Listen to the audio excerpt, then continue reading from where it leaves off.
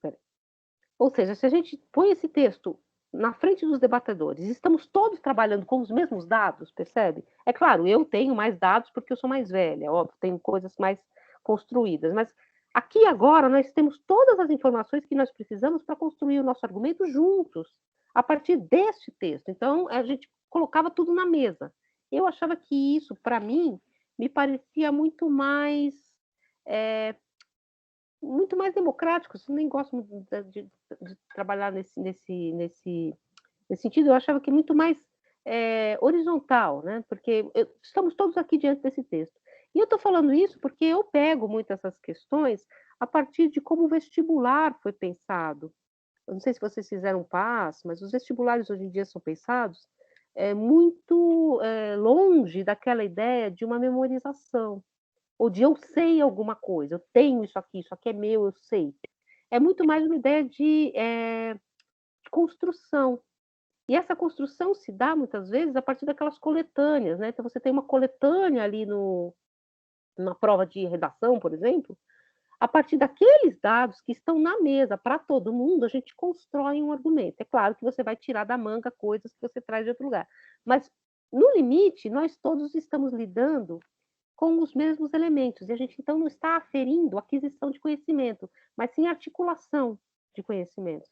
Então, um pouco essa questão que eu acho que a leitura estrutural traz muito, é sempre ter esse cuidado, é claro que no limite a gente vai trazer alguma coisa de fora, tal, mas tentar pensar sempre quando a gente constrói um argumento, se a gente está dando para o nosso leitor, e se nós também estamos levando em conta, a maior parte dos elementos com os quais nós construímos esse argumento, percebe? Eu estou dando para o meu leitor a capacidade de ele seguir o meu argumento passo a passo. E eu não estou escondendo dele, e nem de mim mesmo, nenhum elemento que eu não estou querendo pensar, estou escamoteando. O Descartes vai dizer isso, acho que eu falo num dos vídeos para vocês, que está lá disponível para vocês, que saltar a ordem das razões ou saltar a noção de distinção, se eu tenho uma verdade indistinta, ou seja, misturada com outras coisas, o que eu faço é escamotear para o meu argumento algo que não foi analisado e, portanto, eu erro. E o meu leitor junto comigo. Porque eu levo para essa solução, para essa conclusão, junto com aquilo que está sendo construído, impurezas, coisas que eu não construí. Eu levo junto, eu carreio. É um jabuti, né, como a gente fala um pouco na linguagem da construção das legislações, né? Isso pode ser feito de forma tão sutil que a gente não percebe, o próprio construção não percebe, mas é um erro, é um defeito da argumentação, né? Essa argumentação que tenta seguir, vamos dizer assim, portanto, passo a passo, o como o autor conduziu o leitor para determinada conclusão, concordemos ou não com ela, para depois a gente desconstruir essa conclusão, construir a nossa conclusão em cima dela. Então, um pouco essas questões que eu estou escrevendo lá para vocês nos fóruns mais, né? Há várias questões interessantes. Foi uma aluna que tentou pensar vários modos de ler esse texto, então ela leu um pouco historicamente, depois ela leu estruturalmente, por fim ela fez um movimento anacrônico, ou seja, tentando aproveitar esse texto para pensar uma coisa que não está nele, mas está no na nossa contemporaneidade, que achei bem interessante. Tem vários elementos interessantes, aliás, parabéns, são geralmente muito bons os comentários, tá? Mas eu estou sempre cobrando um pouco mais, e é uma cobrança que no limite é óbvio, parece mas o que ela quer? Eu não sei o que ela quer, não sei o que essa mulher quer. Eu estou querendo um pouco mostrar para vocês que a nossa preocupação filosófica por excelência, aqui no curso principalmente, é entender exatamente essa articulação interna do argumento. É quase como uma teoria da argumentação, tá? Sem ser lógica, né? Porque depois, se vocês quiserem, convidando vocês também para estudar teorias da linguagem, que é muito útil e o pessoal gosta muito no direito, inclusive do professor de linguagem, que é o professor Felipe Amaral, que é muito bom, estudou nos Estados Unidos, pragmático. É muito interessante, porque é como se constrói um argumento verdadeiro ou falso, formalmente, mas também lógica. É uma disciplina que vocês podem fazer o semestre que vem, se vocês quiserem. Que também é um pouco esse movimento interno de um argumento. É diferente disso aqui, é claro, mas tem um pouco a ver com essa lógica interna de uma construção argumentativa. A gente está, às vezes, muito preocupados, e eu acho que porque é de uma linguagem com a qual nós nos acostumamos, e claro que é uma linguagem comum, corrente, que é a linguagem da informação, né. Então a informação do jornal, ela traz os dados como, onde, porquê, tá, não, enfim, ela traz para vocês informações. Aqui, talvez, na filosofia, a gente esteja mais preocupado com a formação de um argumento, né. Então, como o argumento se movimenta mesmo, né, internamente, do que o que ele informa para a gente. Um pouco aquilo que está no Hegel, que eu falei para vocês, né, interessa o processo, talvez até mais do que a conclusão. Às vezes até, isso Benjamin, o Walter Benjamin fala muito no texto dele, a conclusão envelheceu. Você resume o texto e o texto não tem o menor interesse, mas o movimento interno que levou a essa conclusão, a movimentação desse texto, a construção teórica dessa argumentação é riquíssima, e ela ajuda muito a pensar outras questões, entende? Assim, um pouco aquilo que eu falei para vocês, que o Adorno também retoma, Hegel construiu um movimento interno que a gente chama de dialético, que depois Marx reaproveitou num outro patamar para falar de outra questão, inclusive abandonando muitos elementos que para Hegel eram primordiais. As respostas hegelianas talvez interessem menos. Agora, o modo de exposição que permite que contradições sejam postas como movimentos únicos, interessou muito, percebe? Para Marx e para toda a tradição dialética. E aqui eu trouxe para vocês uma outra tradição, que é a tradição da leitura cartesiana, né, do argumento claro e distinto. Eu nunca passo para um argumento, de um argumento para o outro, se eu já não tiver clareza e distinção em cada um dos passos, é outra tradição, mas também é uma tradição metodológica própria da filosofia, também leva muito essa questão, é muito mais o modo de exposição do que exatamente o que Descartes descobriu, que eu penso, logo existo, tal, bem, embora eu ache esse texto muito bonito, mas se você pensar como ele constrói radicalmente, com os elementos que ele tinha na época, essa argumentação, isso é o propriamente filosófico, né, dos textos. Agora, claro, eu não estou dizendo que não existe também um interesse, embora o Hegel diga que isso é meramente erudição, no conteúdo dos textos, né? Mas o Hegel diria isso é meramente erudição. Se você não capta exatamente como esse conteúdo veio a ser, né? Mas, claro, enfim, sem colocar o Hegel como a última bolachinha do pacote, né? Claro que vocês podem não ir por esse caminho, e é claro que vocês vão ler de outros modos esses mesmos textos. Eu só queria dar essa contribuição um pouco metodológica, que ajuda muito na escrita, sabe? Que ajuda muito a pensar o argumento, a ser generoso com o nosso leitor, porque as pessoas às vezes penso que a generosidade com o leitor é uma clareza na escrita, facilidade. Não é só isso. Eu acho que facilidade é um termo estético, concordo com Adorno. Muitas vezes é mais do que isso. É clareza no sentido de que você sabe onde você quer chegar, mas é também não escamotear do seu leitor as suas dificuldades, entende? Então eu estou junto, eu estou entrando no texto. Eu acho que aquele texto do Adorno, por exemplo, traz muito isso. É um texto denso, difícil de ler. Eu gosto, tem gente que não gosta, acha chato, acha horroroso, mas ele te põe tão no meio daquele debate que você vai entrando e você vai percebendo as dificuldades que ele também encontrou para construir esse argumento e como ele traz os outros autores, que evidentemente ele não explicita, mas que a gente conhecendo um pouco já ajuda para entrar mais, né, no debate. Ele mostra o porquê que ele trouxe esses autores. Então, eu acho que é uma coisa que enriquece muito o nosso modo de ler e o nosso modo de escrever. Embora, claro, quando a gente fala isso, parece que eu sou um modelo de escrita. Não sou, tal, mas eu acho que esse rigor com a gente mesmo, sabe? Que é o rigor do pensar, né? Eu não entendi direito isso aqui, então eu volto e eu tento novamente pôr essa questão, sabe? Porque eu acho que é essa demora, tá, no texto. Mas eu vou comentar todos, porque eu acho que é interessante os exercícios. Assim, um exercício foi para um trecho, o outro exercício, que é o do Kant, vai para o todo do texto, para o argumento completo, e depois a gente volta para um foco específico em Hegel. Tá? Então, é um comentário geral do que eu estou lendo dos fóruns, enquanto eu não termino de ler os fóruns, mas eu termino essa semana ainda, porque eles vão, evidentemente, ajudar muito na prova. Então eu coloquei a prova lá para vocês, eu vou ler as questões com vocês, e eu vou pedir para vocês me dizerem qual seria a data que vocês acham que seria possível e factível para entregar esse trabalho. Eu vou deixar gravado aqui, depois vou escrever lá também, eu gostaria que o trabalho não fosse entregue em PDF, nem em nenhum arquivo fechado, porque eu quero trabalhar aí junto com vocês, exatamente dentro do argumento. Lá no fórum eu não consigo entrar no texto, né, eu comento de fora. Então, às vezes tem uma vírgula que eu tiraria, tem uma crase, tem essa parte, mas também tem uma parte assim: "Olha, aqui saltou o argumento, eu faria assim", de a gente conversar junto com o texto. E nesse texto, que é o texto da prova, que só vocês vão ler só vocês vão ter acesso às respostas, aí sim a gente fazer esse mais, corpo a corpo com o texto. Então eu gosto de arquivo editável, tá. Então o Word, bloco de notas, eu tenho o Pages, se vocês quiserem colocar lá, tudo bem, tá.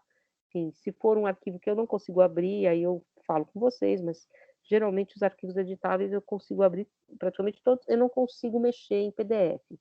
Eu talvez, procure posso procurar um arquivo de PDF editável, mas eu já tentei, ficou horroroso, assim, então eu pediria isso para vocês. Aí eu faço aquele modo de revisão, então fica as coisas meio em vermelho, eu acho que ajuda muito a entender também o que que eu estou querendo dizer quando eu falo aqui saltou, porque fala: "Saltou o argumento", aonde? Do que você está falando? Aí eu falo: "Olha, tá vendo aqui", aí vocês podem concordar ou não comigo ainda, tá, mas eu acho que fica mais claro como eu li, tá, o argumento de vocês. Então eu vou lá para a prova, tá, tá lá no aprender, laboratório de avaliação, não se assustem, porque o laboratório está fechado, eu não coloquei as datas ainda, porque que vocês vão me dar. Então eu coloquei primeiro uma epígrafe do texto do progresso. Não caberia uma epígrafe significa o quê? É o tom geral, da prova, mas vocês não precisam comentar, tá. Primeiro eu coloquei essa imagem do Rupert Robert, que é um artista da época da Revolução, que pintava, imagens de Paris destruída, mesmo quando ela não estava destruída. Então essa ideia é um pouco de uma catástrofe iminente, né. E é também o reverso de uma ideia de revolução, aquilo que o Adorno falou, né, é um polo de dominação, um polo de reconciliação. Então, citando aqui o Adorno do Progresso, vocês estão comigo aí no aprender? Estou lá no aprender. Não caberia a uma interpretação metafísica de Kant imputar-lhe uma ontologia latente, mas sim ler a estrutura do conjunto do seu pensamento como uma dialética do iluminismo, que o dialético por excelência Hegel não percebe, porque apaga na consciência da razão unitária o seu limite e com isso desemboca na totalidade mítica, que ele tem por reconciliada na ideia absoluta. Ou seja, aqui Adorno, voltando um pouco àquele texto que a gente leu, Ideias de uma História Universal do ponto de vista cosmopolita, Adorno encontra nesse texto de Kant um elemento superior à própria dialética hegeliana, porque conserva exatamente essa diferença entre a racionalidade, a razão e os elementos míticos da natureza, e mantém esse antagonismo tenso, enquanto para Adorno está no aprender, está no aprender. Lá no Hegel, o que o Adorno entende é que a natureza ela é tornada parte do próprio movimento, do espírito que vem a ser, no tempo inclusive o Adorno repete, quase com as mesmas palavras, aquele adágio hegeliano de que tudo que existiu, o Deus que andou pela terra, existiu e andou pela terra para que o espírito viesse a tomar consciência de si. Enquanto que Kant mantém uma espécie de núcleo externo à racionalidade, que é essa natureza mítica. Então aqui é o que o Adorno diz que ele acha mais interessante naquele texto do Kant, que fala dos antagonismos do homem, e como esses antagonismos, por serem antagônicos exatamente, por serem inconciliáveis, movem o homem em direção ao melhor que é próprio da natureza. Então existe a natureza e os antagonismos humanos, né? Então o Adorno acha que isso é muito mais interessante, como a gente viu no texto da aula passada. E aí eu continuo. Então, avaliação com consulta, assim, claro. Eu não quero paráfrases de texto da internet, nem textos idênticos. Vocês não precisam procurar texto na internet, se vocês não quiserem. Se vocês trouxerem um texto externo, e é isso que eu acabei de falar, ele tem que ser citado, tá? Então tem que ter aspas e citação, tá? Vocês tragam para dentro normas da BNT, vocês podem consultar, enfim, pode ser nota de rodapé, pode ser autor data, como vocês preferirem, mas tudo que vier de fora tem que estar marcado como sendo externo, que aí já não é nem o limite de um argumento que carrega elementos não explicados. Aí a gente já pode cair numa outra questão que é o plágio, vocês sabem que isso é muito problemático, né? Há toda uma preocupação da academia, principalmente a academia moderna, porque a gente está aí às portas de um plágio simplificado, né? Porque a internet te dá tudo, você recorta e cola, às vezes você até esquece, você recorta um troço da internet, você até esquece que aquilo é da internet, né? Vai incorporando num arquivo de Word e tal, então é um perigo muito grande, tomem muito cuidado, tá? Eu já vi gente que até na boa fé acabou se complicando. Eu imagino que no departamento de direito isso seja um problema muito muito patente e muito apontado também, muito levado em conta, assim, muito problemático, inclusive porque eu falei isso na outra turma, vou falar aqui de novo, a gente tem um pacto, né? É um pacto entre o professor e o aluno. O pacto se dá pelo programa que eu ofereço para vocês, que, portanto, eu digo que eu vou cumprir, eu não vou aí amanhã eu resolvo que eu vou cantar, até porque vocês iam sair tudo correndo. Tem um pacto, esse pacto é aquilo que a gente pactuou com o programa, eu vou seguir o programa, é claro que tem adaptações, né, mas no limite, esse é um pacto. O pacto é que a gente vai ler esses textos e o pacto de vocês é que vocês vão conversar comigo de peito aberto, sinceramente, então respondendo os fóruns, vendo os comentários dos fóruns, e quando alguma coisa é copiada da internet, esse pacto é rompido. Então, os professores ficam muito, muito incomodados, tá? Eu entendo, tá? Porque eu trabalho com essa questão do plágio, eu trabalho com textos que são anteriores à modernidade, portanto, o plágio não existia, tá? A noção de plágio ela tem a ver com uma noção de posse do texto, o texto da autoria, e a autoria ser algo que legitima uma espécie de comércio em torno desse texto, então tem uma questão do direito autoral, tá? Enfim, se você pegar em texto da Idade Média, é tudo plágio, um copia do outro, que copia do outro e reorganiza de outro jeito, isso é um outro mundo. Eu trabalho muito com essas questões, eu sou muito sensível a esse elemento. Só que tomem cuidado. Inclusive, vocês sabem, isso é configurado de alguma forma, se for público, como crime, né? Vocês podem perder o título de vocês, né? Se vocês fizeram mestrado, é muito perigoso. Então, já comecem a pensar, é só citar, põe aspas, tá? As aspas, elas marcam o que é meu, o que não é. Então, é muito importante essa questão, tá? Eu vou apontar, tá? Não vou fazer chilique, não vou querer condenar. Lembro uma vez um professor lá da filosofia, ele chegou para mim, eu era coordenadora. O menino plagiou, o que eu faço com ele? Falei, reprova, ele, só isso. Falei, o que você quer? Crucificar, enfiar coisa debaixo da unha? Não tem que fazer, mas os professores ficam muito irados, né? Falou, eu quero que esse aluno nunca mais curse o curso meu. Falei, olha, isso aí não existe esse tipo de condenação, mas os professores ficam realmente muito bravos. Eu vou apontar, tá, como um exercício, olha, isso aqui pode ser considerado plágio, ó, falta aspa, tá? Mas evitem. E não precisa também, é só comentar um texto, tá? Uma paráfrase do texto.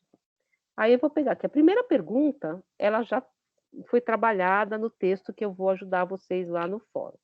A partir dos métodos de análise de textos estudados, que é o método analítico, que é um método estrutural, faça um comentário do texto ficante resposta, pergunta o que é esclarecimento, tendo como tônica o seguinte fragmento. Então, o que a gente fez? A gente fez um comentário geral, aqui eu queria que vocês fizessem um comentário do geral a partir desse trecho. Que limitação, porém, impede o esclarecimento? Qual não o impede? E até mesmo favorece? Respondo, o uso público da sua razão deve ser sempre livre, e só ele pode realizar o esclarecimento entre os homens. Esse modo de citação que eu coloquei aí é um modo, tá?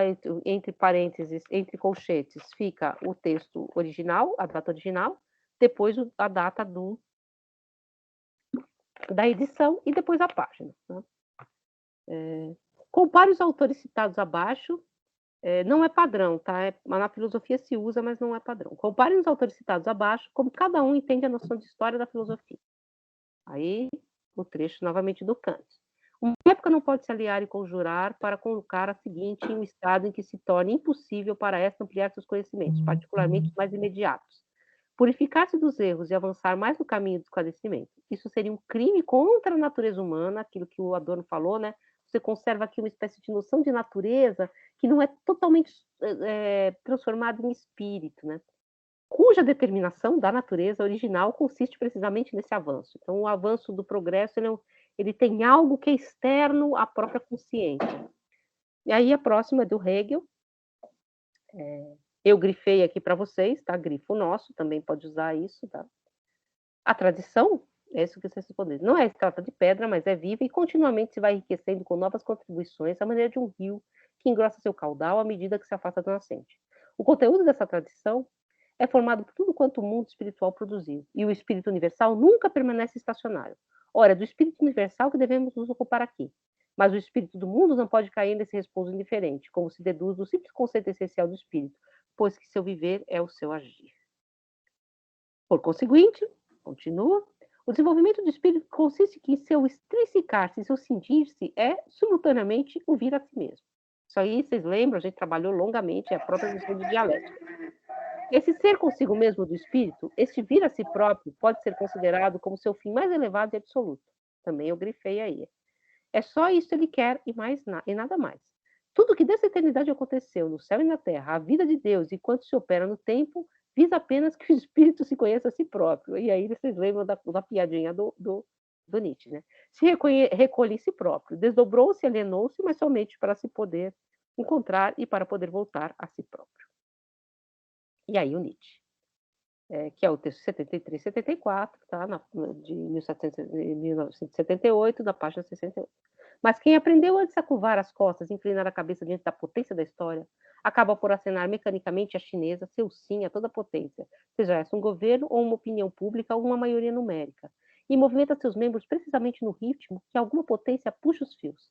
Se todo sucedido contém em si uma necessidade racional, se todo acontecimento é o triunfo do lógico ou da ideia, então depressa, todos de joelho, e percorrerei ajoelhados toda a escada dos sucedidos. Isso que a gente viu, essa crítica hegeliana exatamente a esse desenho pronto da história, né? Que é o que o hegelianismo se torna. Então, aqui, vocês podem me dizer quando vocês podem me entregar. Deixa eu só falar aqui, então, um pouco em que ponto a gente está do curso. Eu falei para vocês, a gente está mais ou menos no meio do curso. Eu gostaria de fazer mais uma avaliaçãozinha pequena, não tão longa como essa, que é a avaliação final dessa parte agora que a gente vai fazer do curso, né, que é muito mais um exercício de argumentação, como está lá para vocês que eu falei, do que um grande exercício. Mas, então, a gente tem agora a semana que vem, que é a semana universitária, que vocês não têm aula, entre aspas, vocês vão estar em várias atividades, eu convidei para algumas, mas eu imagino que tenham várias, que haja várias atividades do próprio departamento da própria faculdade de Direito. Imagino que vocês vão estar engajados nessas atividades. Ok, não estou cobrando de vocês, a gente não vai ter aula, tá, para vocês se engajarem nessas atividades. Também dá para colocar em ordem as leituras, né? A gente está bem certinho lá com as transcrições, falta do Adorno, mas a gente já também não é tão importante, mas as transcrições estão lá para vocês dos textos no Drive, né? Vocês já encontraram, tem as aulas para ouvir, então tem todos os modos, dá para ouvir, comprar cassete, disco, livro, dá para ouvir, dá para ver e dá. Então, isso também esqueci de falar. As respostas não tem número mínimo, tá? Nem número máximo. Mas não são respostas a uma pergunta, é a construção argumentativa, como se você estivesse escrevendo para alguém, explicitando para alguém que não estava na aula. Então, é um texto autônomo, tá? Existe uma autonomia desse texto que vocês vão escrever. Vocês vão escrever um texto argumentativo para mim. Se vocês querem fazer de uma página, de duas, de mais, aí é vocês que decidem um pouco do pique de vocês, tá? Eu acho difícil escrever pouco, às vezes, é mais difícil, porque você tem que ter um poder de síntese, um poder de explicitação muito preciso, tem que conseguir muito lapar, né? Então, às vezes, você escrever mais, cita, vai no texto, traz um outro trecho, às vezes é mais, né, mais fácil até, mas não tem número de páginas, mínimo nem máximo, mas também não quero que vocês tenham aquela resposta assim, Nietzsche critica Hegel. Sim, isso todo mundo sabe. Eu quero saber como, por quê, a partir de que elementos, tá? Enfim. Então, mas não tem limite, não, tá? Então, aí a gente teria essa semana que vem, do dia 27 ao dia 1º de outubro, que é uma semana, então, mais ou menos livre, tá? Já convidei vocês para eventos, mas e vocês devem estar engajados em outros. Se vocês quiserem pular essa semana, tudo bem. Aí a gente tem outubro, lembrando que eu quero fazer mais um exercíciozinho, e as aulas acabam dia 6 de novembro. Vale lembrar, não gostaria que essa provinha também, essa intermediária, ficasse muito para o final, porque aí eu não consigo, vocês são muitos, a turma é grande, que bom, né, que vocês não estão desistindo. Eu não consigo dar resposta para vocês, eu gostaria muito de conseguir comentar esses textos antes de terminar o curso. Né? Esse, pelo menos, intermediário. O último talvez não dê, porque a gente tem para entregar a nota até dia 19, e até dia 19, óbvio, que vocês vão ter no Aprender comentário de tudo, tá? No Aprender, sempre no Aprender, tá, gente? Evitem mandar por e-mail, porque aí se perde, é muito confuso. No limite, tá? Se tiver problema, depois a gente vê, mas põe no Aprender lá, e por lá também, mesmo que acabe as aulas, então dia 9 acaba as aulas e vocês não viram ou não conseguiram corrigir ainda o último trabalho. Vocês não ficam sem resposta. Tá lá, depois vocês vão pegar um feedback. Para que vocês escreveram, né? Que vai ficar lá, tá? Então, que dia vocês gostariam de me entregar? Vou falar só da outra turma, a turma de HF, que é um pouco diferente, tem outros exercícios e tal. Eles ficaram de entregar dia 8 de outubro. Mas vocês podem propor outro dia. Pode ser também no domingo, não tem nenhum problema. Vocês têm alguma ideia?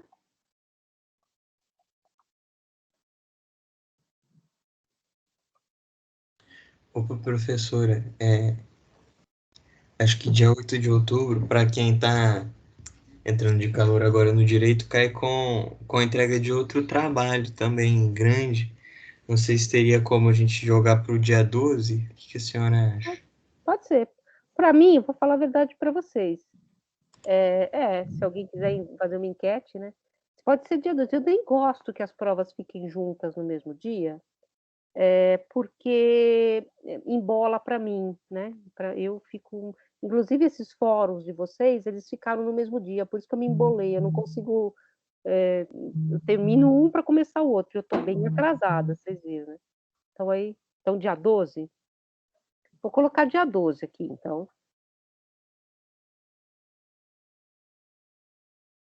Ó, porque dia 12 fica mais ou menos bom, porque eu consigo, talvez até dia 21, ter uma resposta, ter comentado, né? E aí vocês ainda têm umas 2 semanas para a próxima, para continuar, né? Dia 12, perfeito?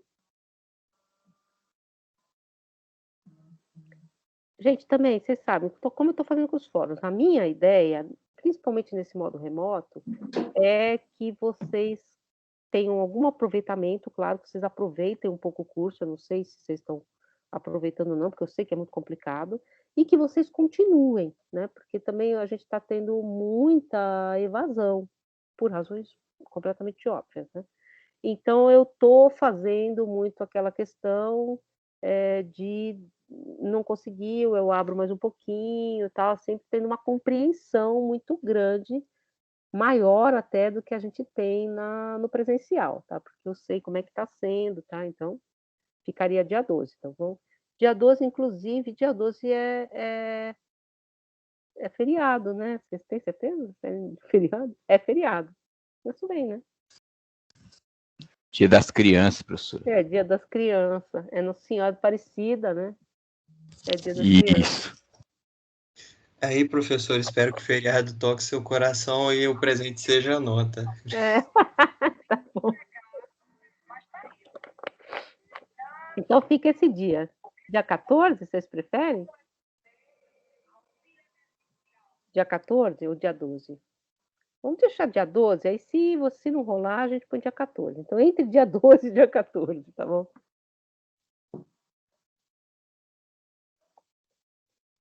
Isso.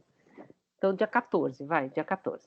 Quem quiser pôr dia 12, já tá pronto. Então, não vou olhar lá agora, tá? Não vou assustar, porque agora eu só abri para vocês olharem, exatamente porque eu gosto de conversar. Se a gente tivesse no presencial, eu teria dado a prova para vocês para a gente ler junto, tá?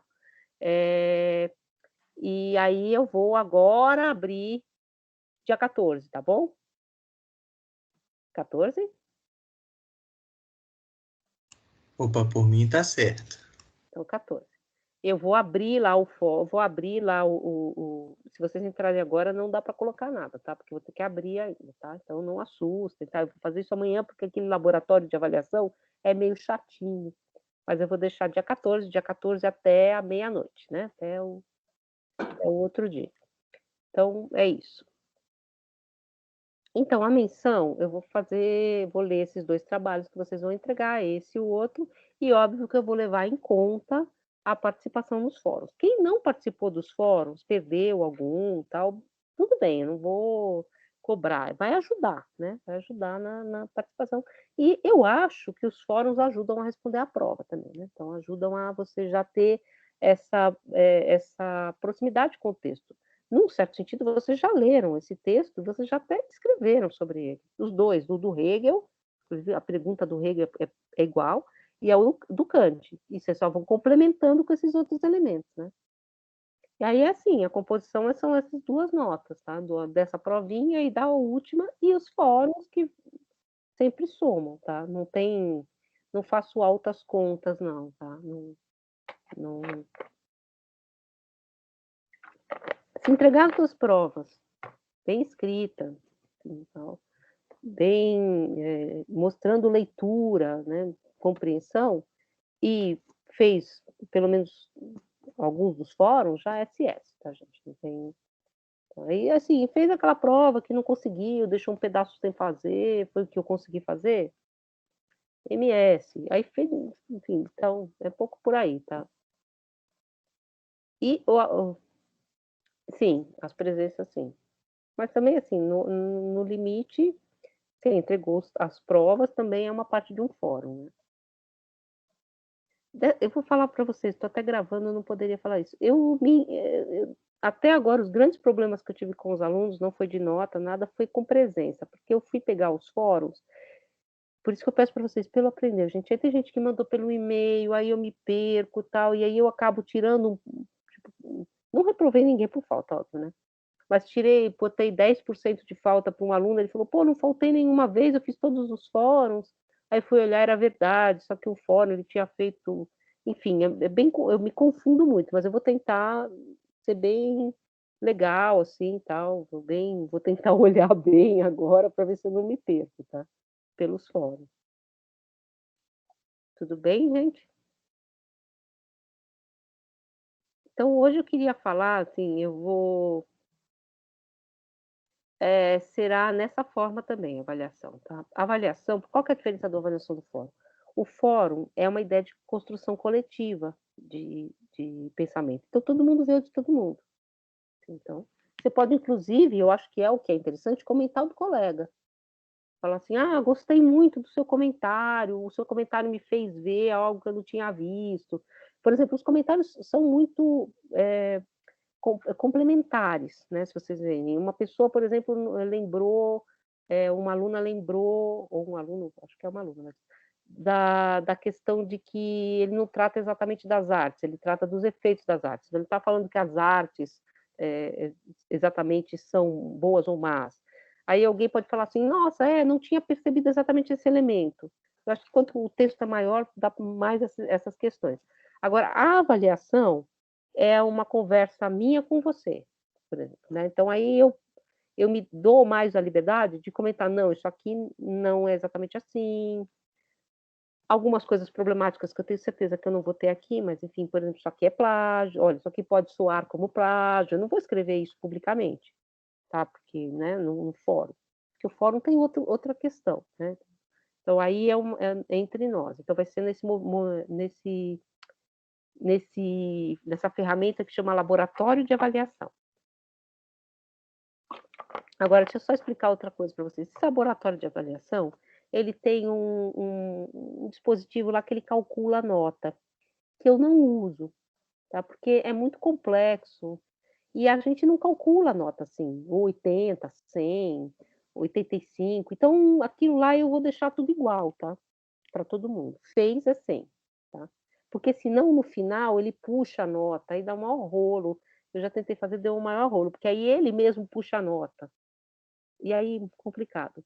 Eu prefiro eu mesmo somar. Então, ali eu vou usar o sistema, porque dá para comentar, dá para devolver o texto de vocês. Então, vai ter um comentário, eu devolvo o texto comentado, mas a nota não vai sair por ali, tá? A nota depois eu converso com vocês por fora. Ah, oi, Mohamed. Tudo bem? Então, deixa eu explicar também para quem é aluno novo. A gente está fazendo fóruns, né? Está escrevendo lá nos fóruns. Eu acho que para quem está chegando, ler os fóruns dos colegas pode ajudar bastante. E eu transcrevi as aulas. Vou contar uma coisa no privado. Diga? Eu não entendi. Quem que falou?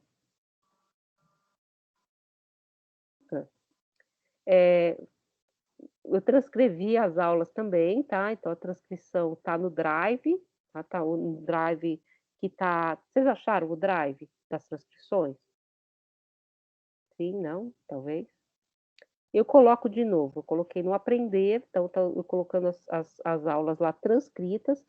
E para quem prefere ouvir, as aulas ficam gravadas no YouTube também. Então, são essas várias modalidades. Quem chegou agora e não conseguir dar conta dos fóruns, porque é óbvio que chegou agora e seria uma dificuldade voltar para trás, e os fóruns também tinham muito a ver com o que a gente estava discutindo na hora, né? Eu não sei se agora ouvindo as aulas dá muito certo. Pode deixar para trás, depois eu vejo com caso a caso. Mas é legal dar uma olhada no que os colegas escreveram, né? O que para a gente ficar dentro da questão. E qualquer coisa, quem está entrando agora, a gente tinha um monitor, né? O João, mas o João teve um problema e hoje até conversei com ele de tarde bastante, tal. E ele teve que sair. Mas eu tenho um monitor da outra turma, que é mais ou menos parecido os textos, é um pouquinho, já tem umas outras questões que são mais ligadas ao curso de filosofia, mas ele pode ajudar vocês, se vocês precisarem de uma conversa, mas assim, né, às vezes perguntar para um aluno é mais fácil de entrar assim, em contato do que perguntar para mim. Mas o que eu puder fazer para ajudar também, o pessoal que está chegando agora, é só me avisar. O que poderia ser interessante, abrir um outro fórum agora, só para quem chegou, pode ser também, posso fazer isso. Abrir salas especiais, que seriam salas de a gente conversar separadamente. Posso fazer isso, fiz isso o semestre passado, a gente abria alguns fóruns, era tipo 3 horas da tarde, né? Um outro horário, que não era o horário da aula, pode ser segunda também. Segunda no horário da aula, e a gente conversa, aí não é aula, né? A gente vem e faz tipo um plantão de dúvidas, conversa sobre algumas coisas, a gente pode fazer isso também, tá? Mas estou aí à disposição para isso. Tá bom? Acho que entrou o Mohamed e acho que tinha uma outra pessoa que entrou também. Bom, essa parte do... Não, professor, fui eu, o Erivelton. Ah, você entrou, né, também. Eu entrei dia 27 de agosto, né? Aí até eu me familiarizar com aprender. Nossa Senhora, a senhora estava falando aqui, eu estou raçando frio, né? Meu Deus do céu. Fórum, eu comecei de Rengo, de Kant para trás. Aí a senhora falou, ai meu Deus. Não, mas eu estou à disposição da senhora, tipo assim, não, pode, estou correndo atrás, o fórum de Kant ele foi fechado, mas eu estava tentando produzir e enviar por e-mail para a senhora, para de repente até constar como participação, mas eu juro para a senhora que eu sou frio agora, quando a senhora falou. Eu posso reabrir os fóruns, se vocês quiserem. Tudo bem por mim, sabe? Né? Porque eu acho mais fácil do que mandar por e-mail, sabe? Porque no e-mail se perde às vezes, né? E é mais legal também, porque você fica integrado. Eu vou reabrir, então. O do Rousseau, gente, na verdade, que é o que eu estou lendo ainda, era um fórum teste, porque Rousseau foi um texto que a gente nem leu, né?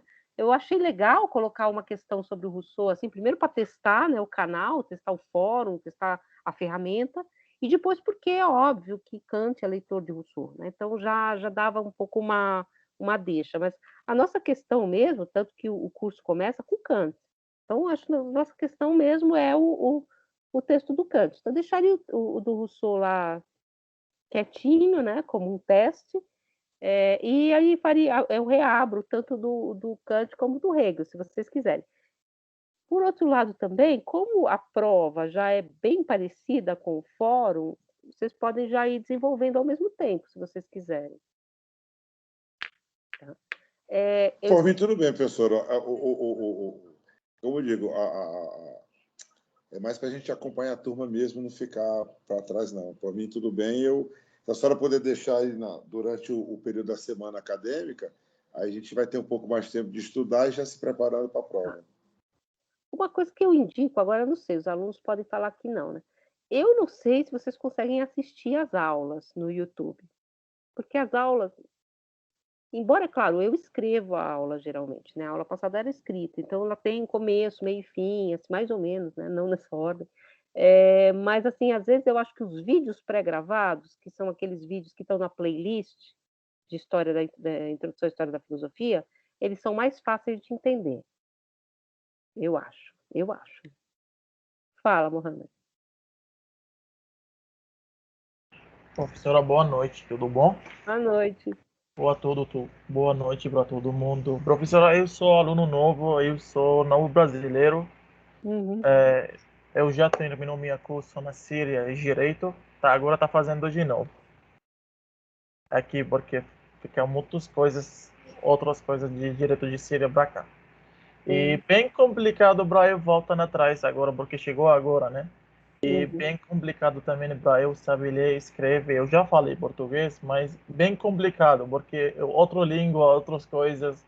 E a UNB também está fechada. E não tem como para voltar atrás. Eu quero uma coisa. Eu pode fazer para frente e depois fazer as coisas de trás. Sim, Porque para andar no concurso com o aluno, entendeu? pode fazer para frente, gente, porque também, assim, se é a questão de contar os fóruns serem uma parte da presença, vocês realmente não estavam porque vocês chegaram agora, vocês se matricularam agora. Então, vocês podem fazer para frente, tá? Vocês podem deixar esses fóruns para trás, se vocês quiserem. Depois eu faço aqui uma lista, a gente passa aqui para mim, a lista das pessoas que entraram depois, porque aí eu simplesmente levo isso em conta. Aí, Mohamed, eu também estava pensando, se você preferir, não sei, gravar talvez a E resposta. porque a professora, eu também estou trabalhando e não tem como para voltar atrás e fazer na frente mesmo hora, entendeu? Sim, porque eu estava pensando naquela questão das aulas escritas, elas ajudam mais também na facilidade às vezes, alguma coisa que precisa traduzir, estão bem transcritas aquelas aulas, também corretas, porque quem transcreveu, até posso elogiar, porque não fui eu, foi o Yuri, que é o meu monitor da outra turma, e ele é profissional. Então, eu acho Na que vão verdade, ajudar muito. eu tá fazendo tradador com língua português e árabe, mas tem palavras, nunca tem palavras de português para árabe, nunca tem palavras de português para árabe também. É, pois é, não, eu fiquei Bem pensando, difícil, bem difícil. porque a ideia, assim, os textos que a gente está lendo, Mohamed, que é o Kant, o Hegel, se você quiser ler em outra língua, sem problema, porque a gente também está lendo em tradução. E eu não O estou pro- comentando a tradução. o Então, professor está fazendo isso só para atender palavras, porque tem palavras eu nunca atendi com língua português mesmo, entendeu? sim, Só para atender língua que tem coisa direito mesmo de Síria e mesmo de Brasil, só isso. uhum. Sim, aí a gente vai vendo como que ia ficar melhor também, viu, gente? Porque é, se eu puder ajudar a traduzir, encontrar textos também em outras línguas, né, assim, porque a gente também, esses textos, os textos base do curso são textos traduzidos, né? Só tem um texto que eu acho que não é traduzido, é o texto do Porchat, que é um filósofo brasileiro. Os outros todos são traduções. melhores ou menos melhores, você vai falar, ou menos, mais ou menos, né? Não estou comentando quais são as traduções, então eu não veria problema, tá, Mohamed? Se você preferir outra tradução, assim, em árabe eu não vou saber, mas assim, pode até ser. O que te ajudar é só pedir, tá? Assim, só me Não, falar. o professor está fazendo também com francês e português. Mais fácil para mim, não é É, difícil. Mas porque, sabe o que? Eu já tenho aqui 2 anos, nunca falei francês e nunca falei inglês, já esqueci. não, eu vou te falar, até quando falaram que você vinha, eu falei, meu Deus, eu não falo inglês bem, nem francês bem. Eu não tenho, eu falo inglês assim de pedir sanduíche, assim, sabe? Uma coisa bem básica, né? Então, eu não consigo ser inteligente em inglês, assim, eu não consigo falar, fazer uma aula, mas a gente vai encontrando aí as palavras. As traduções francesas desses textos são boas também. E qualquer coisa, se você precisar de suporte de traduções, você fala comigo que a gente encontra também em Não, outras línguas. professora, na verdade eu não preciso, porque eu quero e termino o curso de língua portuguesa, porque ela é Sim, bem difícil. não, é porque também é importante, né, isso. É porque tem palavras aqui, o alfabeto de Brasil é bem difícil. H e outras línguas fica, na inglês fica et. Como eu quero falar, fica bem difícil. Não, mas vamos com calma. Então, vamos fazer assim: o que ficou para trás, a gente deixa, tá? Para quem quiser, se o Heriberto quiser voltar, ok, eu vou deixar aberto, mas fica um pouco assim a critério de vocês. Se for ajudar na prova, vamos para frente, né? Vamos para frente, que eu acho que é mais produtivo, inclusive, dessa parte do curso. E se alguma coisa ficar incompreensível, assim, porque também pegou na metade, por que esse texto está conversando com esse, embora tenha as aulas, né, gravadas, a gente também pode conversar separadamente. Tá? A gente pode marcar um dia, se vocês quiserem. Na verdade, é o quê? Porque é bem difícil. É o quê? Na verdade. Quando Sim. você mandou para mim isso, é muito obrigado, porque eu preciso de muitas coisas para aprender mesmo. Então, vamos marcar uma reunião. Já falo depois com vocês lá no Zap. Vocês estão no grupo de WhatsApp, né? O Mohamed eu coloquei, o Erivelton está também? Então, sim, senhora, professora. Então, aí a gente conversa lá. Quem também não entrou depois e quiser fazer uma conversa, também está liberado, tá? Está aberto. Porque hoje a gente vai entrar, né, naquela terceira parte, né? A primeira parte foi aquela coisa mais metodológica, depois essa parte mais sobre história, e agora é a filosofia e seus problemas históricos. E eu coloquei aquele videozinho lá para vocês já, não sei se vocês já deram uma olhada, que exatamente o problema agora que a gente vai fazer é falar um pouco sobre a filosofia contemporânea e quais são os problemas da filosofia contemporânea. E lá naquele videozinho, então, eu coloquei uma questão em torno da palavra metafísica, que na verdade é uma palavra, inclusive vai ter um evento agora na filosofia que é todo sobre a noção de metafísica. Se vocês quiserem participar também, chama NPGFIL, Encontro Nacional de Pesquisa na Graduação. Eu mando para vocês as palestras são sobre metafísica, mas vocês vão notar pelo próprio evento que metafísica é muita coisa, são muitas coisas. E metafísica é, num certo sentido, um sinônimo de filosofia, de um tipo de filosofia. Então, essa palavra metafísica, em torno dessa palavra metafísica, eu construí um pouco essa argumentação dos modos como a filosofia vai ter que se haver com a sua tradição. Porque chega um pouco nesse século XX, depois do século XIX, que é o século da ciência positiva, da ciência da física da natureza, que é a sociologia, toda dessa construção, vamos dizer assim, de uma cientificidade outra. Inclusive, no século XIX, Hegel entra meio em desgraça, né? Porque o hegelianismo é considerado uma coisa muito complexa, muito romântico, muita elaboração, elucubração, inclusive eles chegam a falar. Então, isso é colocado de lado em prol de uma ciência, né, que é tanto a ciência do positivismo, quanto da lógica, da física. Isso vai chegar às portas do século XX com uma espécie de filosofia esvaziada, principalmente a filosofia no sentido da filosofia acadêmica, da filosofia como disciplina universitária. A gente viu que o Nietzsche já critica a filosofia universitária, e a filosofia na universidade, ela sempre teve o papel de ser a rainha das ciências, né? A rainha de todas as ciências, o campo de onde todas as ciências saíram, só que as ciências saíram da filosofia. Então é como se a filosofia, ou aquilo que a gente chama de metafísica, estivesse numa certa crise, ou numa autocrise, né? Que o Russell com H, tá? Porque minha pronúncia é muito ruim, tá? Russell e tem o Russell com R, né?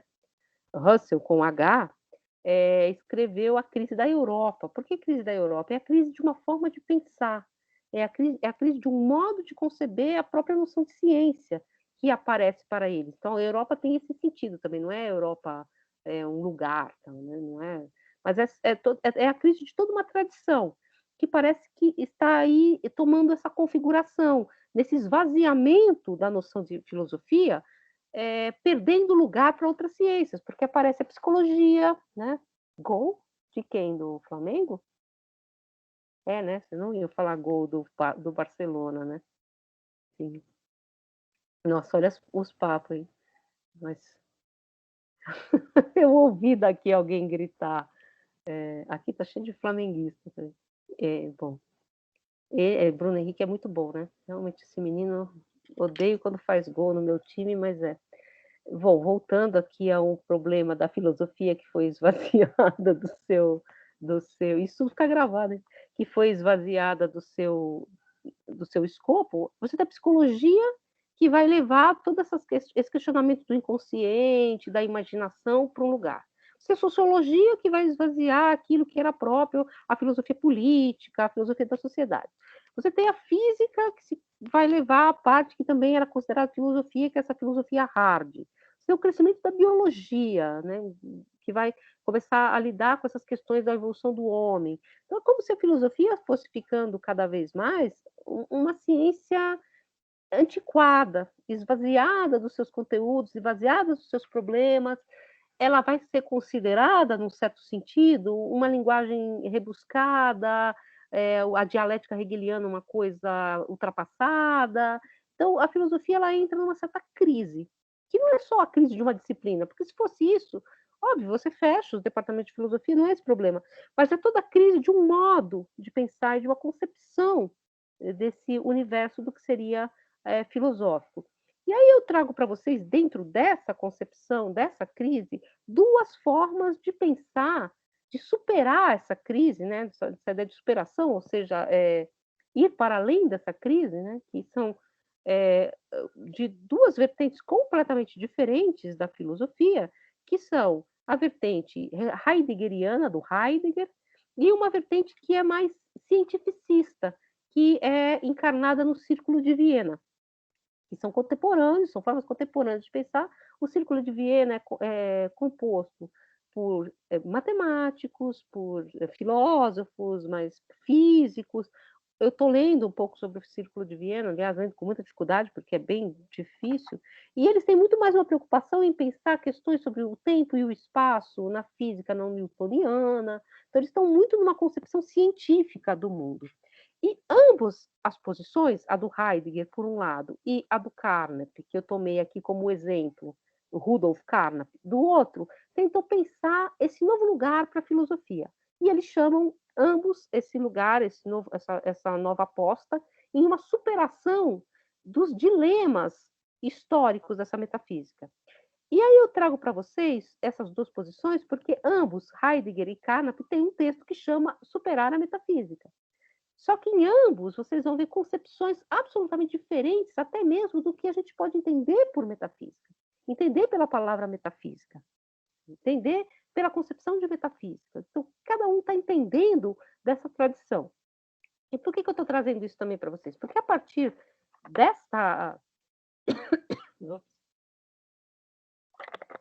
dessas duas concepções, a gente vai criar duas grandes tradições contemporâneas de se pensar a filosofia, que são bastante diversas, diferentes, parece que você está falando de coisas completamente diferentes.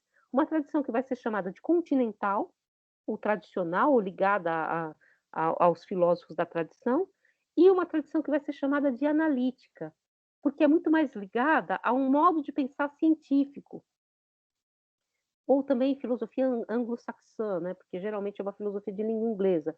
E depois há uma outra derivação ainda, isso Jean Lacoste, no livro que chama Filosofia do Século XX, vai colocar, que ele chama de filosofia americana, quer dizer, da América do Norte, tá? Filosofia estadunidense, devia chamar, que é um modo de filosofia da linguagem, que vem dessa filosofia analítica, mas ainda ele coloca como uma outra coisa ainda. Então, essas tradições, elas se separam num determinado momento no século XX. Então, é uma espécie de dois continentes, né? A filosofia que é ligada a uma tradição de um determinado modo, a filosofia que simplesmente joga essa tradição fora e se põe num outro patamar, pensando de um outro modo. Eu coloquei um pouco isso naquele vídeo que eu falei para vocês, desses dois textos.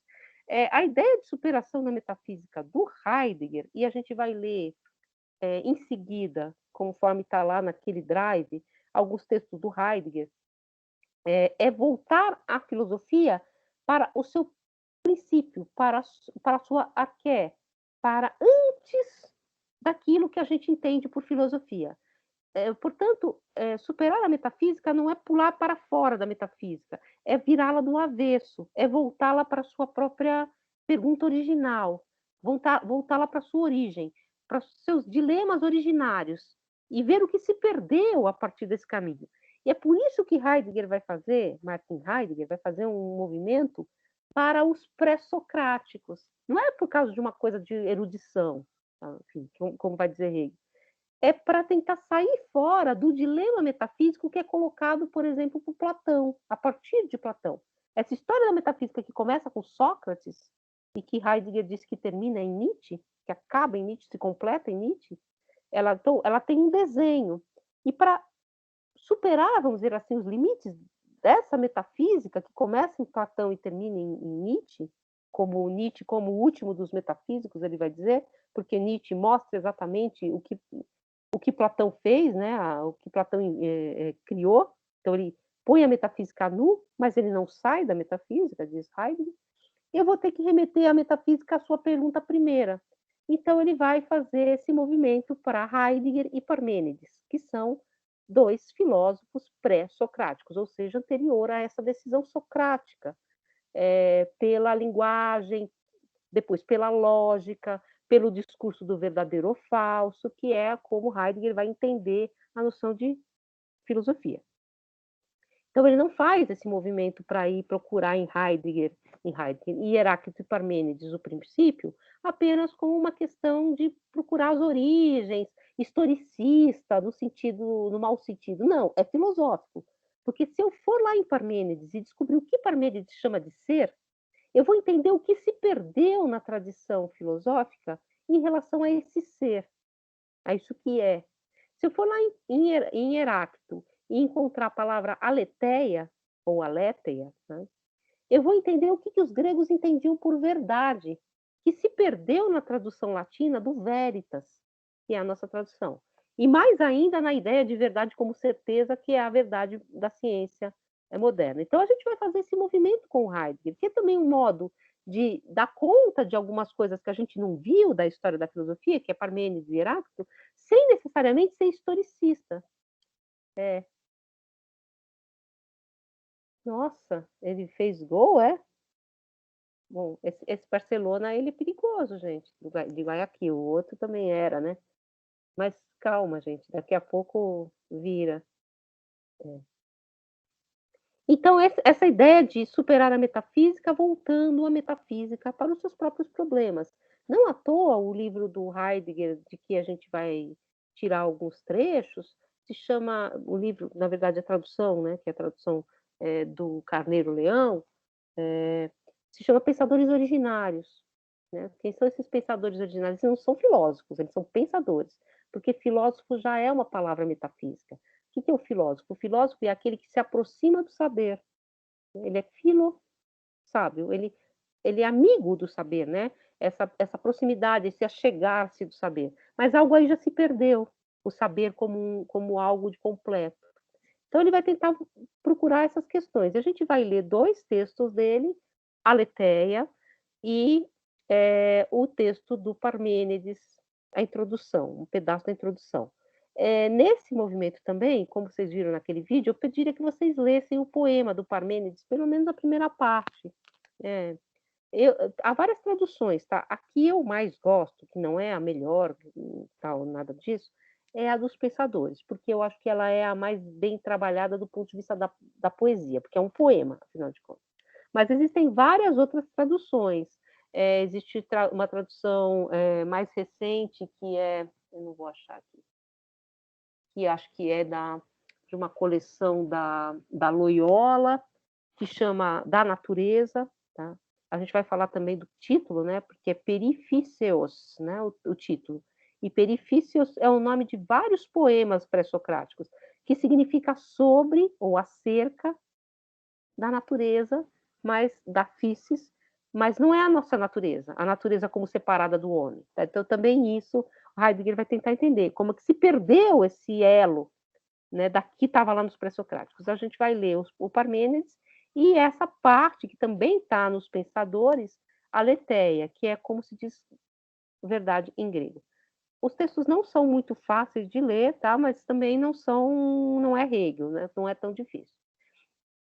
Do outro lado também, o que eu queria falar da superação da metafísica, a gente vai voltar a falar disso, você tem a figura do Carnap, ou do Rudolf Carnap, ou do Círculo de Viena, que vai entender exatamente qual é a questão da linguagem científica. Então, Parmênides, para Carnap, é um autor que está escrevendo poesia, e aquilo não é filosofia, porque você não é capaz de encontrar os enunciados. E aí eu vou ler só um trechinho aqui, também fiquem sossegados, porque está lá naquele videozinho que eu já disponibilizei no Aprender. Ele vai dizer assim, podemos ordenar os enunciados? Enunciados são as frases lógicas de um texto, por exemplo, uma frase lógica que diz uma experiência científica, né? Ersatz, né? Uma frase, um enunciado dotado de sentido da seguinte maneira. Em primeiro lugar, aqueles que são verdades unicamente em virtude da sua forma, que são tautologias. Por exemplo, quando eu digo o triângulo tem 3 lados. O triângulo tem 3 lados é uma verdade em qualquer mundo possível, porque o triângulo tem 3 lados é uma tautologia. Né? É a mesma coisa que eu estivesse dizendo o que tem 3 lados tem 3 lados. Ou o círculo tem um raio. São coisas assim que uma coisa possui um raio, uma coisa leva a outra.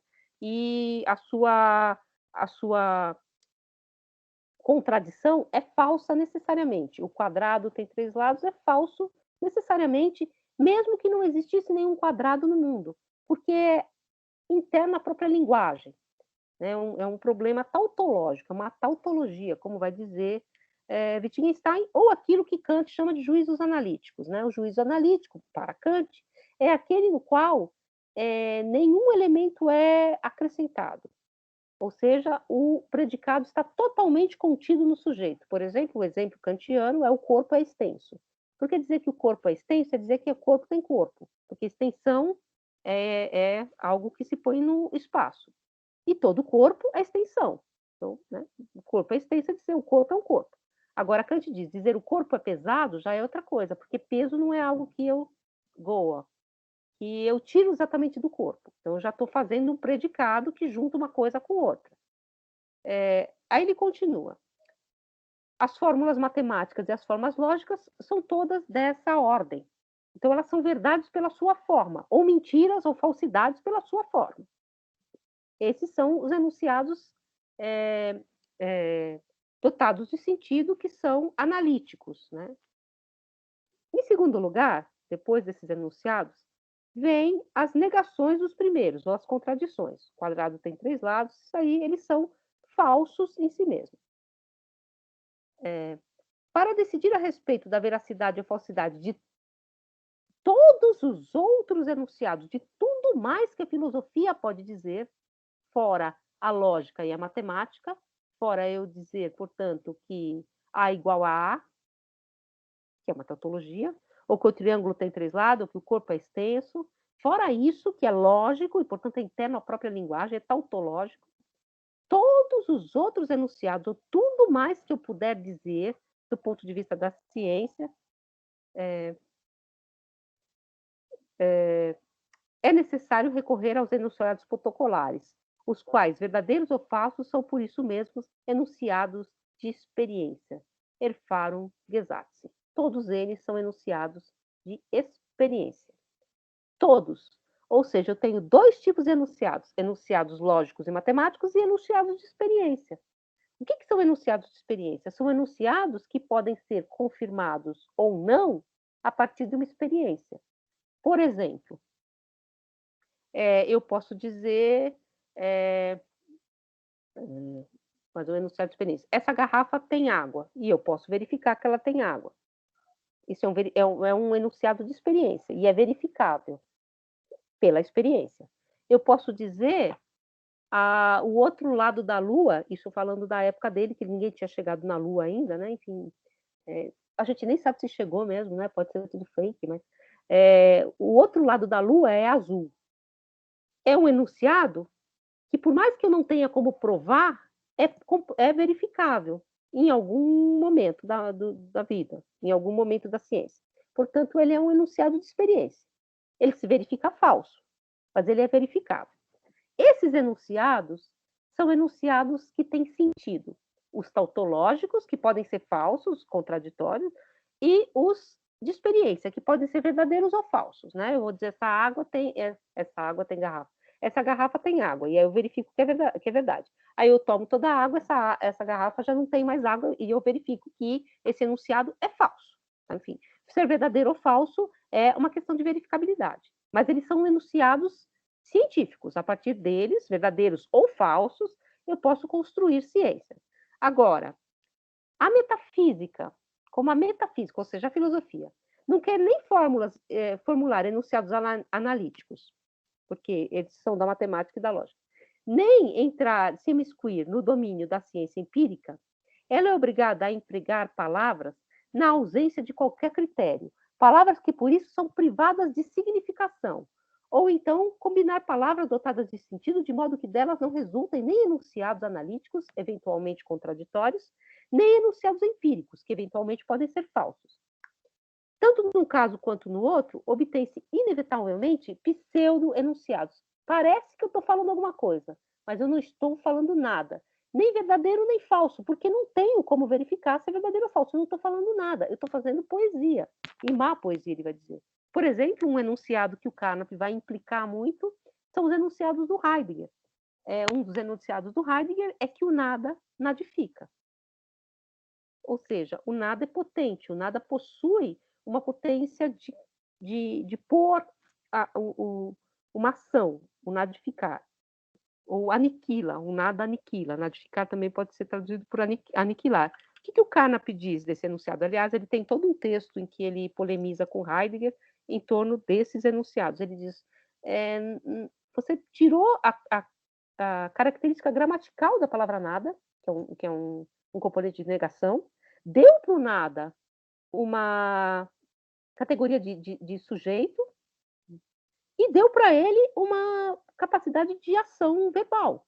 Mas o que você fez foi simplesmente uma volta, né? Uma reviravolta linguística absurda. Não faz sentido. É mais ou menos como perguntar se Júlio César é um número primo.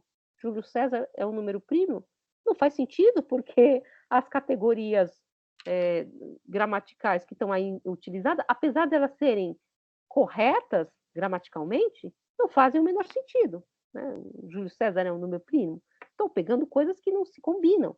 O nada nadifica. O nada é uma partícula de negação. Nadificar é um verbo. Aniquilar é um verbo. Como que uma partícula de negação pode possuir alguma ação se ela não é sujeito? O nada é nada, né?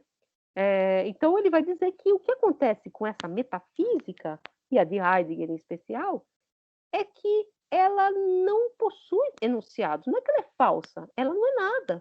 Ela nem falsa é, porque o falso é aquilo que eu verifico. Né? Se eu disser Júpiter está sentado numa cadeira, eu vou lá, verifico que não tem Júpiter, ele não está sentado numa cadeira e digo, não, isso é falso. Agora, o nada nadifica, não tenho como perceber. Cadê o nada? Onde que ele está? ou aquelas prerrogativas hegelianas que a gente viu, que tudo que existiu para o Deus que andou sobre a Terra, existiu para que o espírito viesse a tomar consciência de si. Cadê? Não estou vendo o espírito, não estou vendo consciência de si. Então, o que ele vai dizer? Toda a metafísica até aqui, e esse texto é dos anos 20, 28, eu acho, tudo que existiu até aqui de metafísica não é verdadeiro ou falso, é pseudo-enunciado, é pseudo-ciência. Não existe pergunta metafísica, porque a gente não pode perguntar pela metafísica, porque a gente só pode perguntar por aquilo que a gente verifica no mundo. Então, é um empirismo radical. É um empirismo lógico, inclusive, que eles chamam, né? Porque é empírico, mas é lógico porque aceita os enunciados analíticos e porque vai reduzir esses enunciados de experiência a uma forma lógica, para conferir também se esses enunciados são bem construídos. Então, vai dizer, o que sobra da filosofia aqui? Lá no Heidegger sobra a filosofia tentar encontrar as suas origens. O que sobra aqui no caso do Carnap? O que é filosofia para ele? O que é metafísica, né? Sendo um sinônimo de filosofia. Mas o que resta, então, finalmente, para a filosofia, diz Carnap? Se todos os enunciados que dizem algo são de natureza empírica e pertencem à ciência do real, ou seja, a física, a química, as ciências que são capazes de dar conta da empiria. Ele vai falar, inclusive, em outros textos do Carnap, da psicologia. A psicologia ela tem que ser empírica, porque uma psicologia ao modelo freudiano, a psicanálise, para ele é metafísica, porque não verifico, né? A psicologia é a psicologia empírica, do comportamento.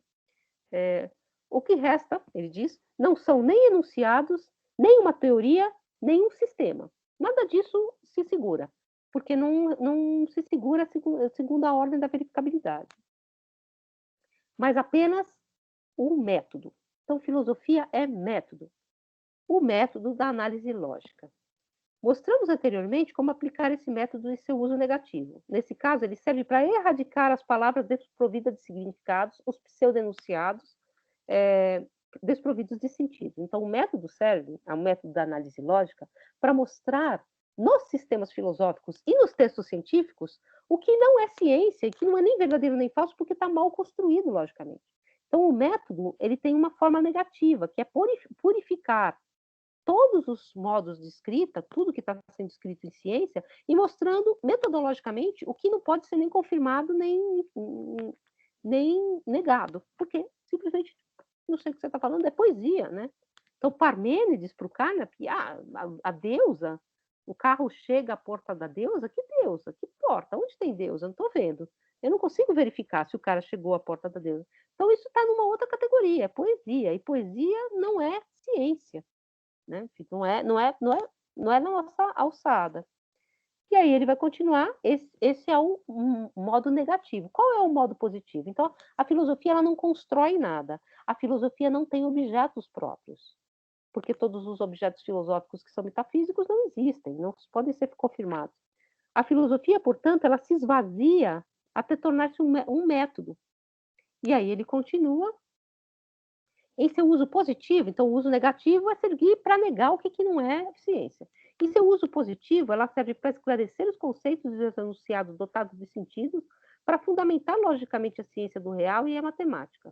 Ou seja, a negativa é para mostrar o que não é ciência. A positiva é para ajudar todas as ciências a construir os seus enunciados, as suas frases, as suas fórmulas, de maneira o mais lógica e bem construída para evitar o erro possível.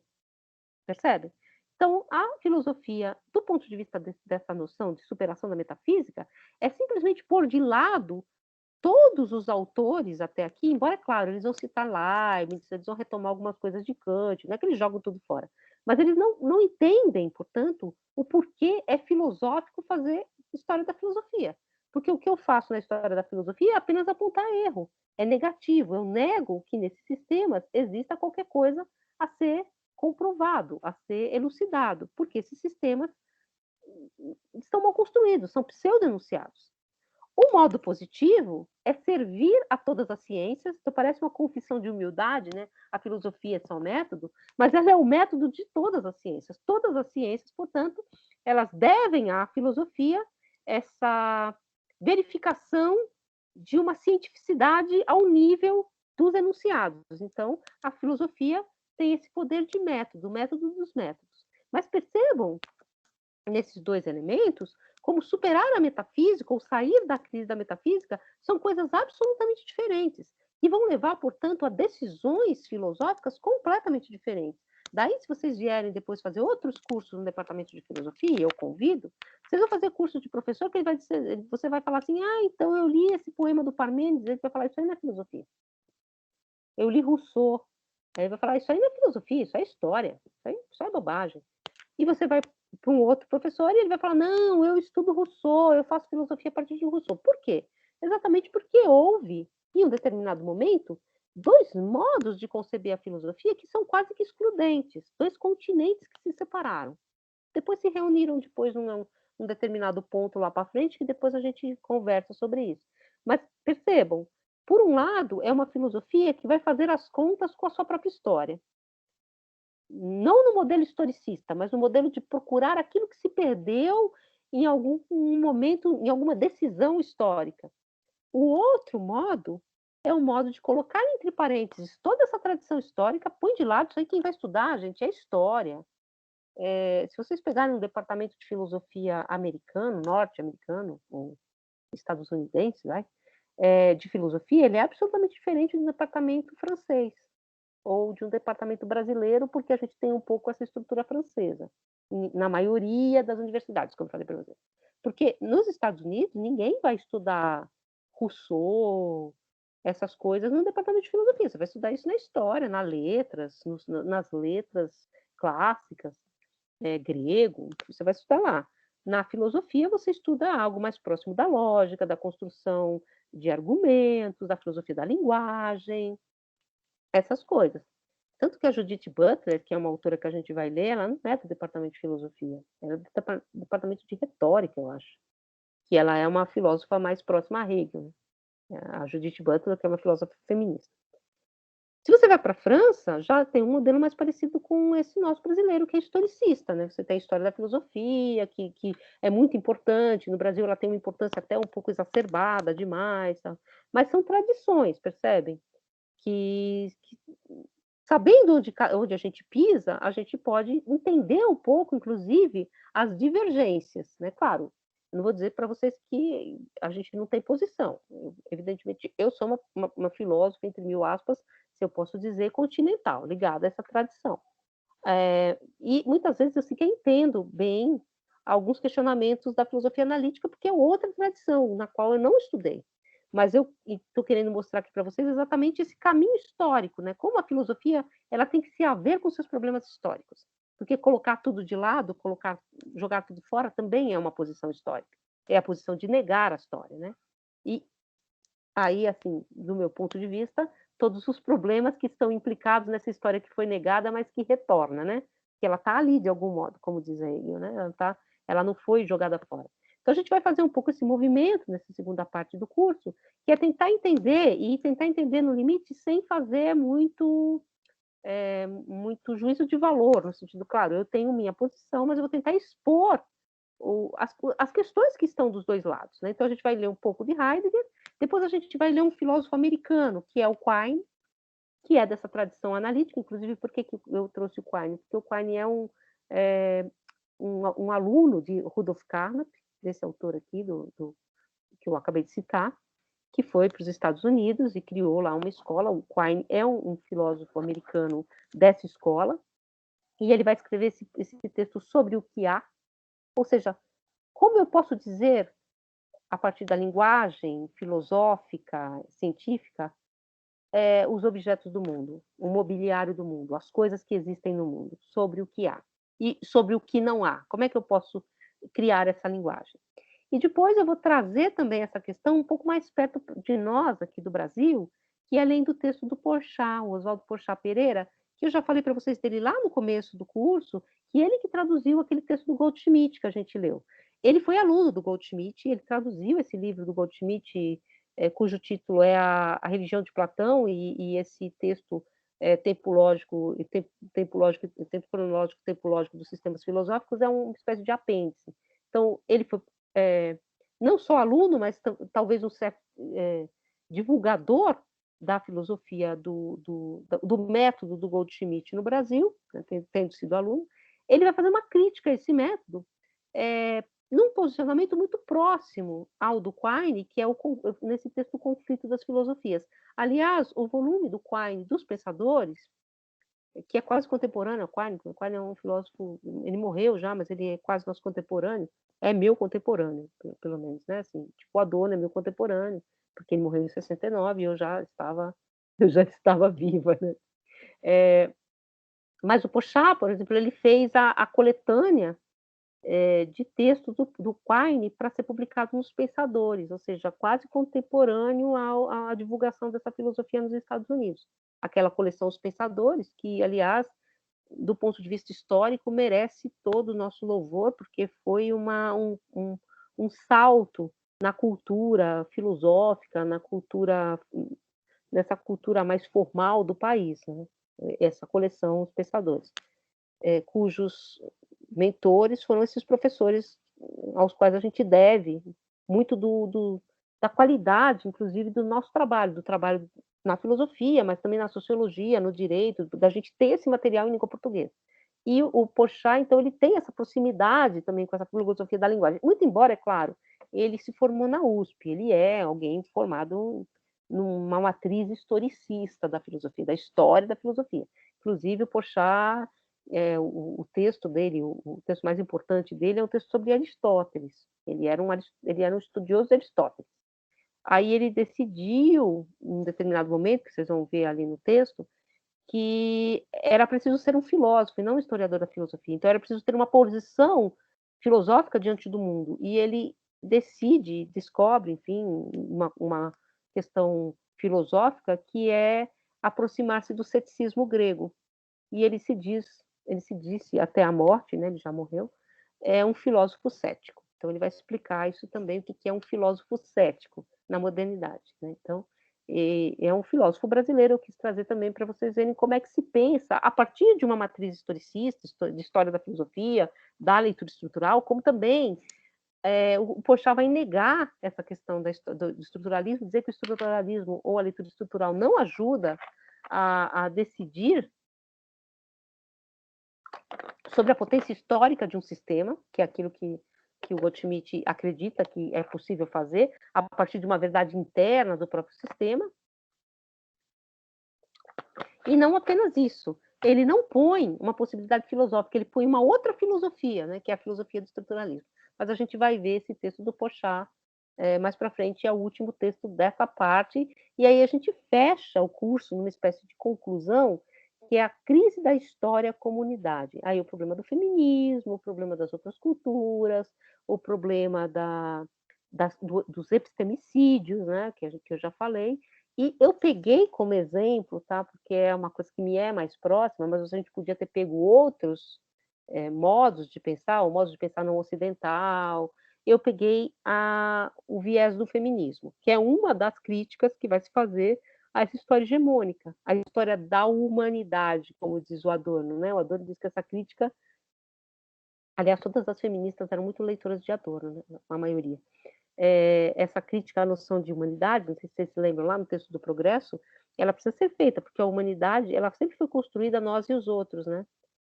Venha quem é irmão, como diz a Ode, é a alegria. É porque alguém não é irmão, né? Alguém está fora, né? Alguém fica fora para você construir essa noção. Então, ela é uma noção muito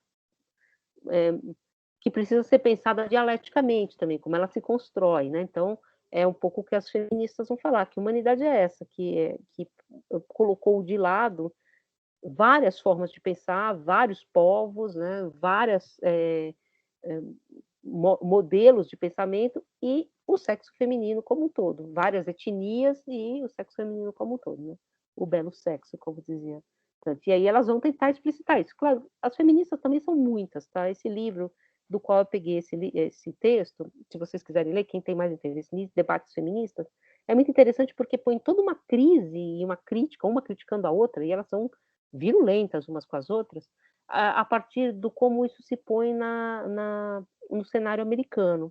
Então, tem a Judith Butler, tem a Nancy Fraser, tem a a Drusilla Cornwell, que eu peguei, e elas debatendo uma com a outra, uma criticando a outra, uma falando do texto da outra, e põe muitas essas questões, né? Como, por exemplo, depois desse feminismo mais clássico, se colocou a questão, sim, mas esse feminismo ele é um feminismo branco, então aí se põe uma outra questão do como você tem uma zonas de intersecção, né? Então, ser mulher, mas ser mulher branca, ser mulher, mas ser mulher negra, ser mulher, mas ser mulher imigrante, latina, tudo isso vai se colocando, mulher do terceiro mundo.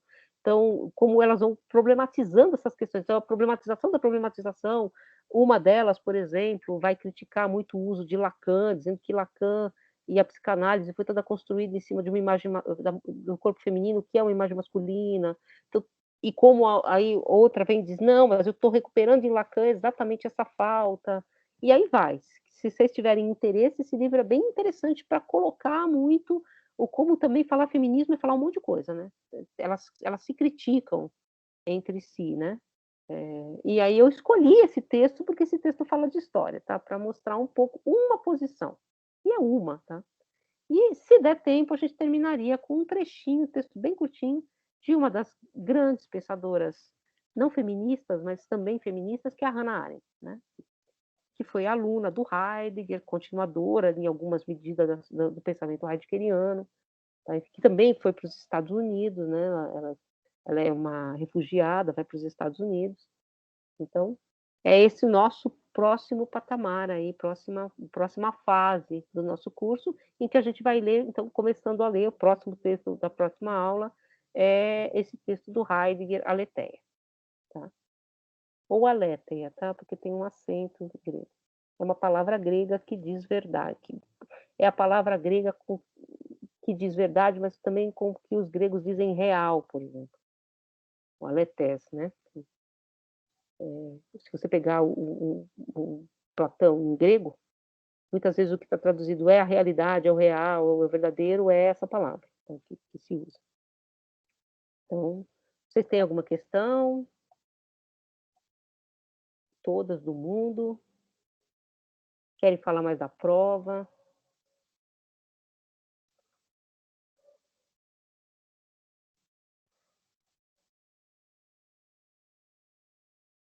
Que silêncio, gente. Vocês estão aí? Estamos sim, professora. Tudo tranquilo. Então, tranquilo? Então aí, então, vamos retornando. Todas do mundo é boa.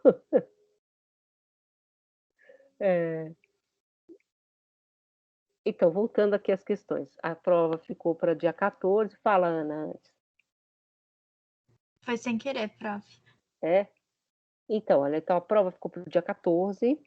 A gente vai marcar, então, um plantão de dúvidas, talvez na segunda, tá? Pode ser na segunda que vem, se vocês quiserem. Estou pensando na segunda para ser no mesmo horário da aula, para não atrapalhar quem trabalha, porque se vocês escolherem esse horário, acho que esse horário deve ser o melhor, né? Pode ser quarta também, porque quarta que vem a gente não tem aula, né? Porque é semana universitária. A semana que vem a gente não se encontra sincronamente, tá? A gente se encontra, então, talvez nesse plantão, pode ser. Eu converso com vocês lá no Zap. Para quem chegou depois, aí vocês veem se vocês querem ou não fazer esses fóruns, porque realmente eu acho que vai ficar muito pesado, porque isso vem sendo feito, né? As segundas-feiras ficaram para fóruns, então é muita coisa, né? A gente já está praticamente na metade do curso, né? Então, como se você tivesse que fazer 2 cursos em um. E eu posso ajudar vocês na prova, porque a prova, como ela dependia um pouco desses fóruns, talvez vocês fiquem um pouco perdidos, né? De como fazer essa prova, tá? De como fazer essas questões. Então, a gente conversa sobre isso. E agora a gente vai abrir, então, essa nova parte do curso. Na verdade, é uma parte do curso que a gente vai ler analiticamente, a gente vai voltar um pouco àquela estrutura, mas, evidentemente, é um outro planeta, é um outro mundo, vocês vão ver, é uma coisa mais,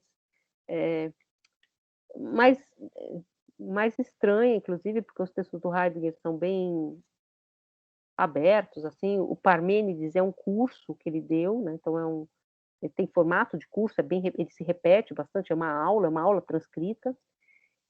Então, vocês vão ver que tem uma outra pegada, mas, ao mesmo tempo, a gente vai ver nessa visada heideggeriana um pouco dos princípios, dos primórdios, da arqué, vamos dizer, do nascimento da filosofia, voltando àquelas questões que a gente viu lá com o Vernon, com a Loa, a gente vai voltar um pouco a essas questões. Tá? Eu gosto muito do poema de Parmênides, eu fui aluna do Porchat, né? Enfim, tive essa honra na minha vida. Muito embora eu morresse de medo dele, porque ele escrevia em grego na lousa. E aí ele ria muito, porque ele odiava o Parmênides, achava o Parmênides um idiota. E aí ele escrevia assim na lousa, olha isso aqui, ele escrevia um verso em grego na lousa. Olha que feio. E a gente lá olhando, achei bonito, né? Assim, porque eu não estava entendendo o que estava escrevendo, nada. E eu acho o poema de Parmênides, apesar de ter feito aula com ele falar que o poema é horrível, eu acho o poema muito bonito. Eu acho um poema, como poema, mesmo que a gente não pense filosoficamente, muito bonito, né? Esse poema do Parmênides. Gosto também bastante dos trechos que o Heidegger vai comentar do Heráclito, né? Ele vai comentar principalmente alguns que falam da physis, né? Da physis ou a natureza, a physis cryptestai philei, né? A physis ama esconder-se, então ele vai falar propriamente desse trecho, né? Enfim, e ele vai comentar o grego, tá? Enfim, a gente vai ver um pouco as questões de grego. Não se preocupem, porque o grego do Heráclito e do Parmênides, nem a gente que faz filosofia sabe bem, porque não é o grego do Platão, né? Então, um é Eleata, o outro é de Éfeso, então eles não são da mesma cidade, Platão, eles não falam o mesmo grego exatamente que Platão, então é um grego muito difícil, realmente. A gente só faz comparações, tá? Aliás, se vocês quiserem estudar grego, o Departamento de Filosofia também oferece textos gregos, tá? Vocês podem ver. A gente tem isso aí para oferecer, tem vaga, pode pegar, pode se matricular no mês que vem. Mas a gente vai, na verdade, fazer um pouco esse passeio, vai ser bem divertido. E eu já coloquei um pouco algumas questõezinhas sobre esse poema lá naquele videozinho que já disponibilizei para vocês segunda-feira. Tá bom? Aí não sei se vocês têm muitas outras questões, tem. Hoje, na verdade, é uma aula de apresentação do módulo, né? Então, a gente está entrando numa outra dimensão do curso, tá? Como se a gente estivesse, não fazendo um outro curso, mas um pouco agora, a gente fez um corte, né? A gente saiu daquele século XIX, século XVIII, XIX, e estamos entrando no século XX e XXI. Então, a gente fez esse salto, né? Tá bem?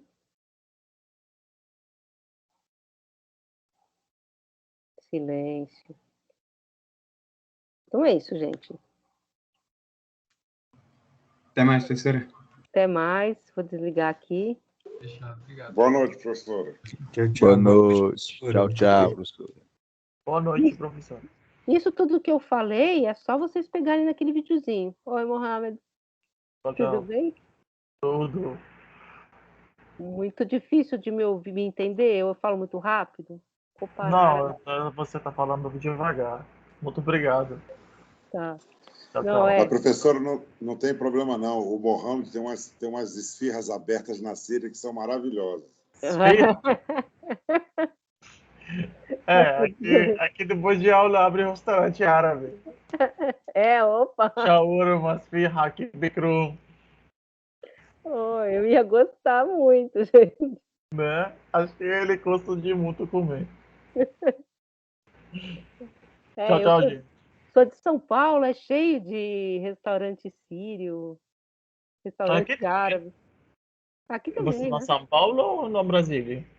Em São Paulo é cheio. Eu morava numa... É porque lá tem muito libanês e sírio.